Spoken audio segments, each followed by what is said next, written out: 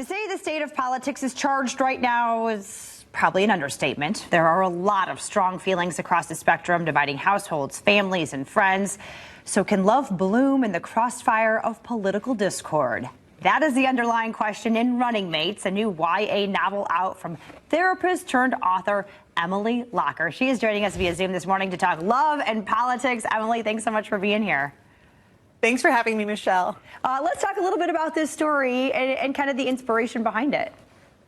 Okay, so I've wanted to be a writer for a long time. Luckily, I love being a therapist too, but this is a longtime dream of mine, and I just couldn't find the right hook. And so I found that inspiration in a very unexpected place. I moved back to Washington, D.C., where I was born and raised, but I had been living in New York for 16 years with my husband and 2 little kids. And in my son's nursery school class, in just a class of 15 kids, we had President Obama's old speechwriter and Mike Pence's old speechwriter in the same class.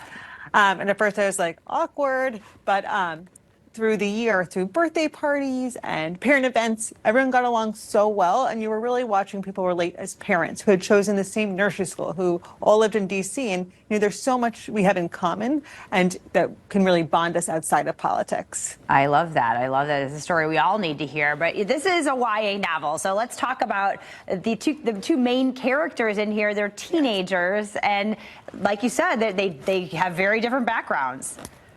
Yes. So we have Anna, who is from a very liberal family, and her mom is even a Rachel Maddow-like news pundit, and she is in this very politically activist friend group. They're always at protests and trying to change the world. And she falls in love with Gabe, who is a Republican senator's son, a lacrosse bro. At first, they want nothing to do with each other. And then they end up in this running club together. And at first, she admires his muscles and his running clothes, but then she soon admires a lot more. And they fall in love. I love that. So let's talk a little bit about your other job, being a therapist, and how that's kind of translated into writing. Yes. So I feel like there's so much overlap. Most people, when they're talking to people, if my 2-year-old is upset and he thinks he should have chocolate ice cream at 9 a.m., he'll just cry about it and let us know all of his feelings. But most of us don't do that. If I want chocolate at 9 a.m., I either resist or do it in secret so nobody knows.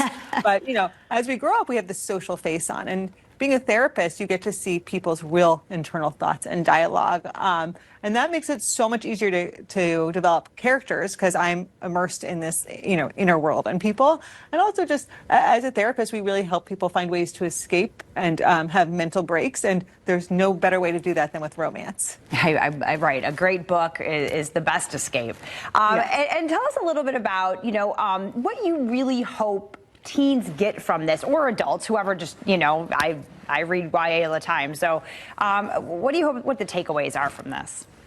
So I think the main takeaway is that it's really asking and exploring a question that I think we really need to delve into is it possible and can we love, be neighbors with, friends with, siblings with people who think differently than us? And how important is that? And that really, Anna and Gabe do not change their viewpoints. They want the other person to, but they ultimately don't, but they still find a way to fall in love and admire each other. And is that possible? How can we do that? And how important is that for us to have a better functioning society with less, I think if we did that, we'd have a lot less extremism, which is what I think we all really want. We all want more of a middle ground right now. Yeah, we can all be friends, right? Yes, yes. All right, wonderful. And I guess one more thing, I think people have a generalization that teens aren't very socially or politically aware.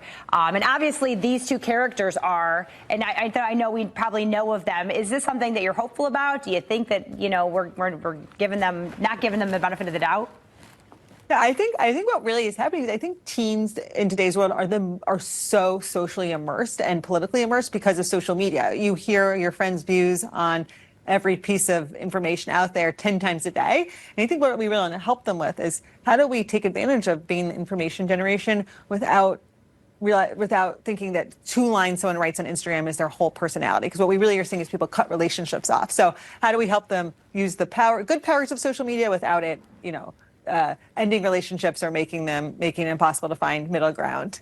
Wonderful. All right, Emily, thanks so much for your time. We really appreciate it. Congratulations to you on your first book, hopefully the first of many. You want to learn more about Emily, EmilyLocker.com. Her new book, Running Mates, is available now. We'll be right back.